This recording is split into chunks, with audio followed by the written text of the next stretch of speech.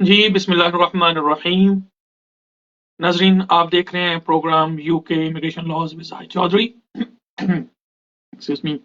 ये प्रोग्राम हर थर्सडे को यूके के मुकामी वक्त 6 बजे आप लोगों की खिदमत में पेश किया जाता है। एक अरसे से ये प्रोग्राम आप लोगों के लिए लेके आ रहा हूँ और उम्मीद करता हूँ कि अब इसके फॉर्मेट से भी आप लोग जो हैं वो बखूबी वाकिफ हैं। यानी यूके के इमिग्रेशन लॉज के हवाले से, असाइलम लॉ के हवाले से, नेशनलिटी लॉज के हवाले से, फैमिली लॉज के हवाले से, डिवोर्स, बच्चों के जो मामलात हैं उनके हवाले से, विल्स के हवाले से, प्रोबेट के हवाले से, स्पॉन्सर लाइसेंस के हवाले से, पावर ऑफ अटॉर्नी के हवाले से, यानी जो भी आपके जहन में कंफ्यूजन होती है या कोई आपके सवालात होते हैं, वो आप मुझे इस प्रोग्राम में मुख्तलिफ जराए से भेजते हैं और मेरी कोशिश होती है कि ये क्योंकि ये होता मुख्तसर दौरानिए का प्रोग्राम होता है, लेकिन फिर भी कोशिश करता हूँ कि ज्यादा से ज्यादा सवालात जो हैं वो दूं। लेकिन आप लोगों को पता है कि ये मेरी आदत नहीं है कि मैं सिर्फ यस हाँ नो में जवाब दूं, ताकि तो मेरी कोशिश ये होती है कि थोड़ा एक्सप्लेन कर दूं ताकि जिसने सवाल पूछा है उसको उसकी पूरी तरीके से समझ आ जाए।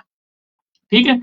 तो प्रोग्राम शुरू करने से पहले, आपके सवालात लेने से पहले, मेरी आप लोगों से दरखास्त है कि जिन्होंने अभी तक मेरा YouTube channel ZMC TV subscribe नहीं किया, उनसे दरखास्त है कि वो सब्सक्राइब कर लें ताकि मेरी आने वाली लॉ से रिलेटेड जितनी भी वीडियोस हैं वो बगैर तखीर के आप लोगों तक पहुंच सके। तो चलते हैं जी आज के पहले सवाल की तरफ से। थोड़ा अनयूजुअल सा भी है और फिर लेकिन इम्पोर्टेंट है। ये सवाल ये है कि वो यूएस नेशनल हैं और वो पाकिस्तान में किसी स्टूडेंट से जो है वो शादी करना चाहते हैं, और ये है कि वो नोटिस ऑफ मैरिज कैसे जो है वो दे सकते हैं या वो शादी यहाँ पे कैसे रजिस्टर करा सकते हैं। तो देखें, ये जो है प्रोसेस, ये दो हिस्सों में होता है। सबसे पहले तो आपको नोटिस ऑफ मैरिज देना होता है। अब नोटिस ऑफ मैरिज जो है उसके लिए जरूरी है कि बोथ पार्टीज जो हैं वो रजिस्ट्रार ऑफिस में जो है वो हाजिर हों, और वहां पे आप जो है रजिस्टर ऑफिस के अंदर जो भी वहां पे उनका नॉमिनेटेड ऑफिसर्स है उसके सामने जो है वो अपने डॉक्यूमेंट्स और अपना इंटरव्यू जो है वो कंडक्ट उनका होगा।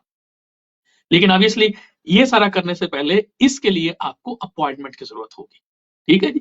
सो पहला स्टेप ये होगा कि आपने अपॉइंटमेंट लेनी है उस रजिस्टर ऑफिस के अंदर जहां पे आप रिहाइश पजीर है, जहां पे आपकी रेजिडेंसी है। ये जरा जहन में रख लीजिएगा।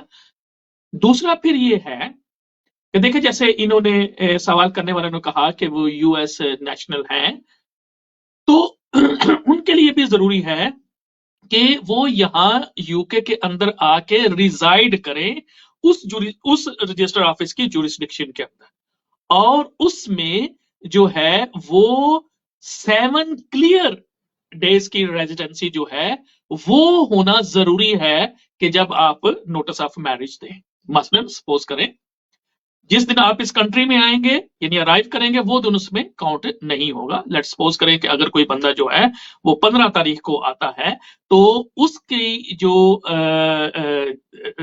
टाइम बनेगा वो 24 तारीख को बनेगा। ठीक है।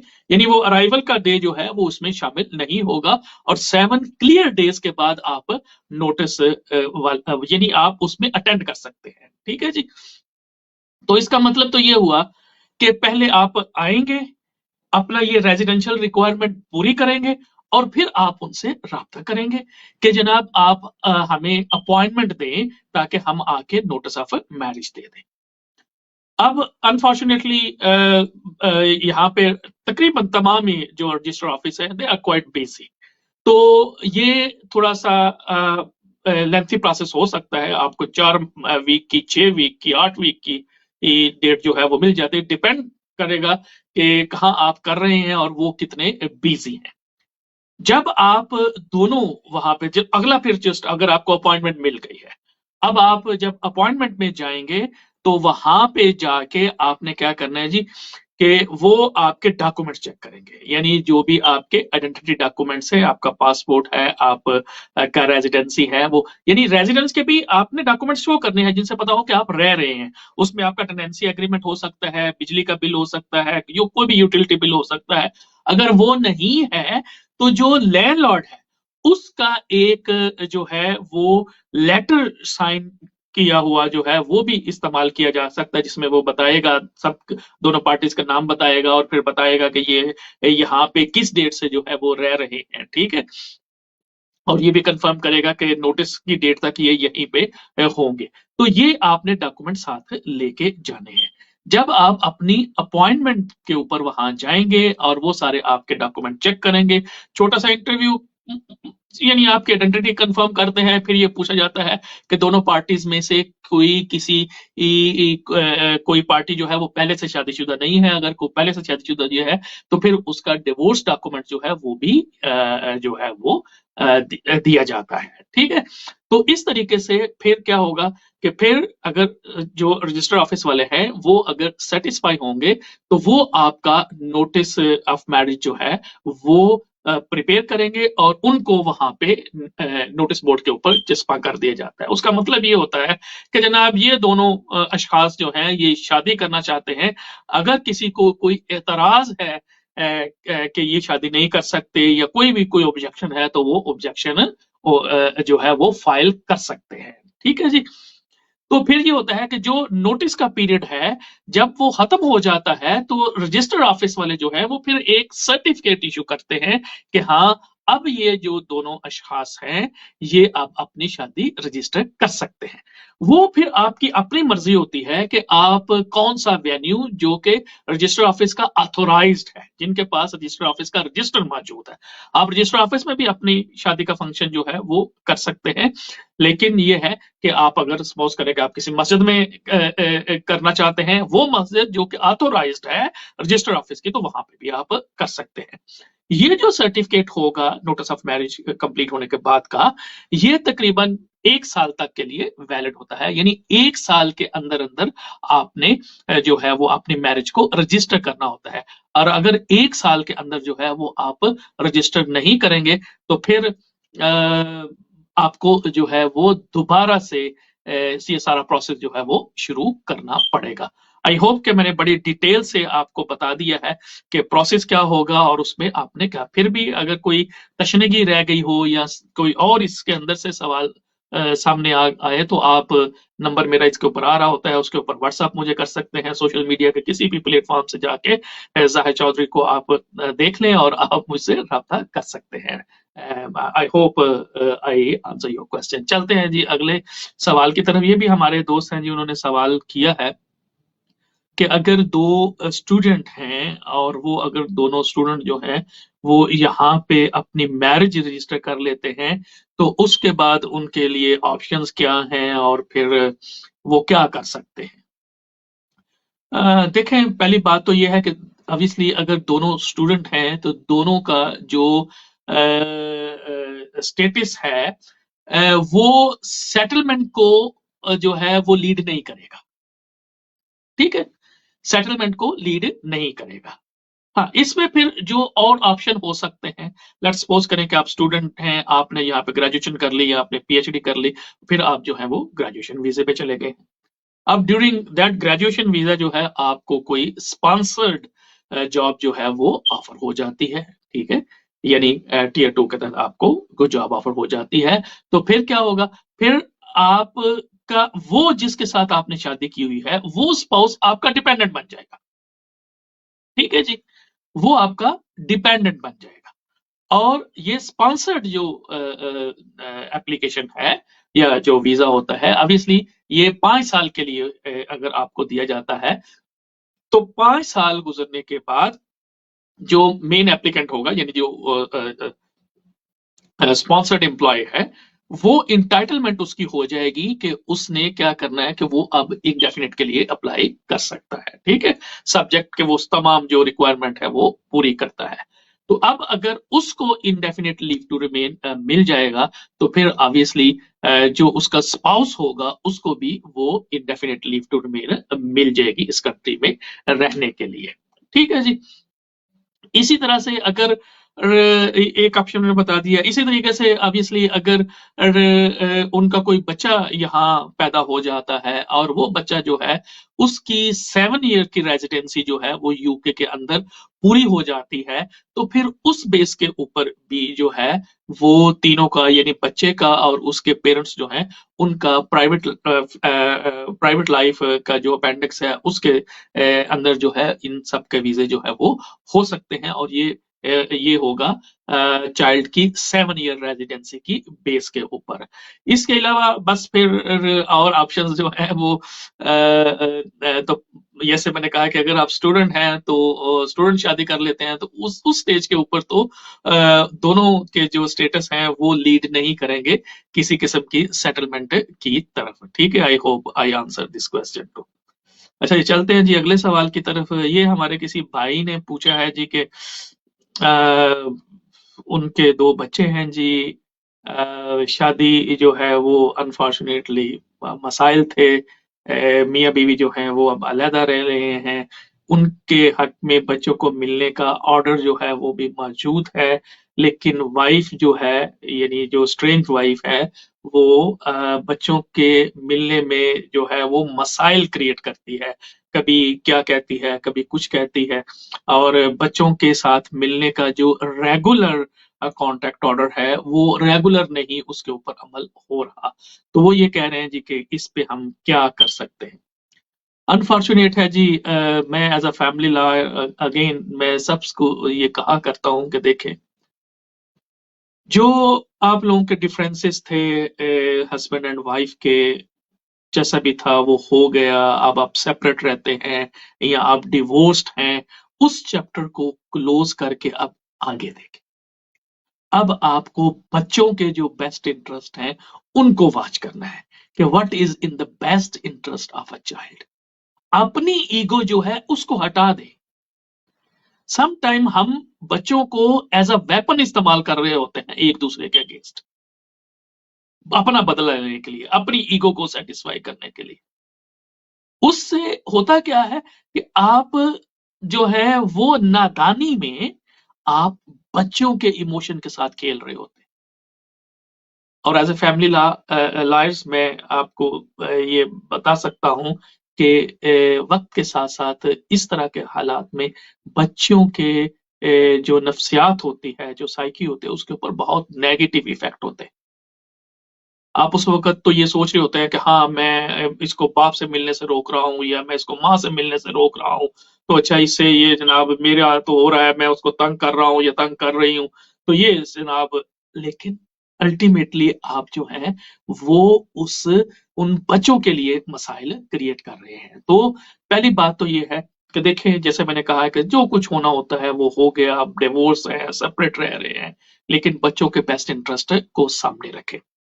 अब टेक्निकलिटीज की तरफ आते हैं। देखें, अगर आपके पास कोर्ट का कॉन्ट्रैक्ट ऑर्डर मौजूद है, जब भी को फाइनल ऑर्डर होता है तो उसके नीचे जो है वो कोर्ट लिखती है आमतौर पर कि जनाब अगर कोई फरीक जो है वो इस ऑर्डर की वायलेशन करेगा तो वो subject to contempt of court होगा, यानी वो एक जुर्म सरजद उससे होगा।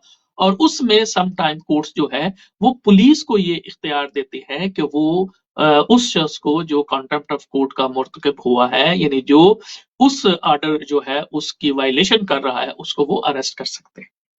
तो आप जो है वो अपना ऑर्डर देखें, अगर उसके नीचे जो है ये कंडीशंस जो है वो लिखी हुई हैं, जो कि नॉर्मली लिखी होती हैं, तो ऐसे सूरत हाल में आपने क्या करना है, आप जाएंगे पुलिस के पास और उनको ये सारी बात बताएंगे कि हाँ जी ये सिलसिला कार है और जनाब मैंने अपनी कोशिश कर ली है, लेकिन दूसरी पार्टी जो है वो अननेसेसरी जो है वो इसके अंदर हजर्स ऑब्स्टिकल्स जो है वो क्रिएट करता है या करती है।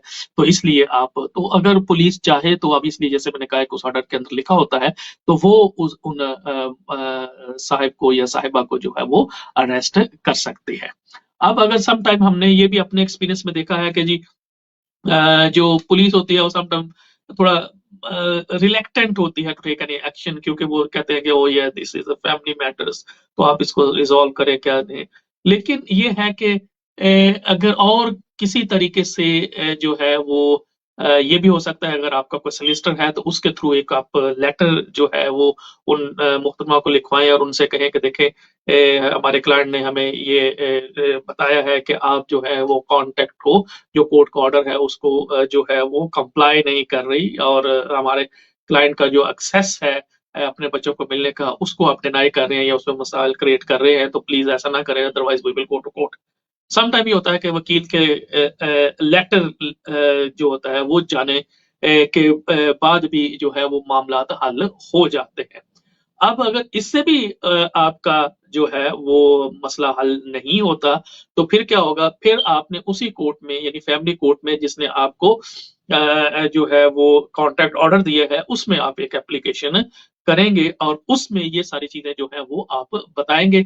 सर्टनली एक बात जरूर कहूंगा कि जितने भी इंसिडेंट हों यानी आप का कॉन्ट्रैक्ट डे था आप उसकी डेट लिखेंगे, टाइम लिखेंगे और फिर बताएंगे कि आपने क्या किया कि आप वहां गए या आपने जहां से बच्चे को कलेक्ट करना था आप वहां गए हैं आपने या आप घर गए हैं तो उन्होंने कहा कि नहीं अब बच्चा अवेलेबल नहीं है। तो ये जो कुछ भी उस डेट के ऊपर हुआ था वो सारी आपके पास पूरी एक डायरी में रिपोर्ट मौजूद होनी चाहिए, ठीक है। अब अगर और ये फिर आप कोर्ट को सारी बातें जो है वो बताएंगे। तो नॉर्मली फिर ये होता है कि कोर्ट जो है वो फाइन भी करती है जो पार्टी जो है वो कोर्ट के ऑर्डर को कंप्लाई नहीं कर रही होती है उसमें मसाइल क्रिएट कर रही होती है। तो ऐसे सूरत में कोर्ट जो है वो फाइन भी कर सकते हैं, कोर्ट कोर्ट भी अरेस्ट के ऑर्डर जो है वो जारी कर सकती है। और उसमें फिर अगर कोर्ट ये समझती है कि ये एक तो परसिस्टेंटली ऐसा हो रहा है और डिलिबरेटली ऐसा दानिस्ता तौर पर ऐसा हो रहा है तो फिर कोर्ट जो है जो कॉन्ट्रैक्ट ऑर्डर दिया होता है पहले से उसको वेरी भी कर सकती है, उसमें चेंज भी कर सकती है। तो ये सारे ऑप्शन जो है वो आप लोग के पास मौजूद होते हैं ताकि आप देख लें। लेकिन जैसा मैंने कहा है कि जो भी फरीकैन हों इस कॉन्ट्रैक्ट ऑर्डर में उनसे दरखास्त ही मैं एज ए फैमिली लॉयर्स करता हूं कि देखें आप बच्चों के इमोशन जो है उनके साथ ना खेलें। अगर कोर्ट ने कोई ऑर्डर कर दिया हुआ है तो वो आप जो है वो उस ऑर्डर को फॉलो करें और लेट किड्स डिसाइड, ठीक है। बच्चे बहुत छोटे वो तो अलग बात है लेकिन हमने देखा है कि बच्चे बड़े भी होते हैं तो फिर भी माए या बाप जो है वो जनाब ब्रेन वॉश करते हैं। तो उससे ये है कि अल्टीमेटली ये आपकी अपनी ईगो को तो हो सकता है सेटिस्फेक्शन मिल जाए लेकिन अल्टीमेटली आप उस बच्चे के साथ जो है वो ज्यादती कर रहे हैं, ठीक है। I hope I answer this question in details और इससे आप फायदा उठा सकते हैं। चलते हैं जी अगले सवाल की तरफ। अगला सवाल ये है कि जी मैं जनाब यूरोपियन नेशनल हूँ और मेरे पास जो है वो आप जो है परमानेंट रेजिडेंस है या परमानेंट सेटलमेंट है अंडर ईयू जो स्कीम है उसके तहत। तो अब मैं नंबर वन ये पूछ रहे हैं जी कि मैं कब नेशनैलिटी के लिए अप्लाई कर सकता हूँ और उसकी कंडीशन उसकी जो रिक्वायरमेंट है तो वो क्या होंगी। ठीक है जी, पहली बात तो ये है कि अंडर ईयू सेटलमेंट स्कीम अगर आपके पास सेटलमेंट है या पुराना जिसको हम परमानेंट रेजिडेंस कहते थे वो अगर आपके मिला हुआ था और उसके बाद फिर आपने उसको स्विच किया तो फिर आप क्या करेंगे कि फिर आप जो है 1 साल आपको इंतजार करना पड़ेगा, ठीक है।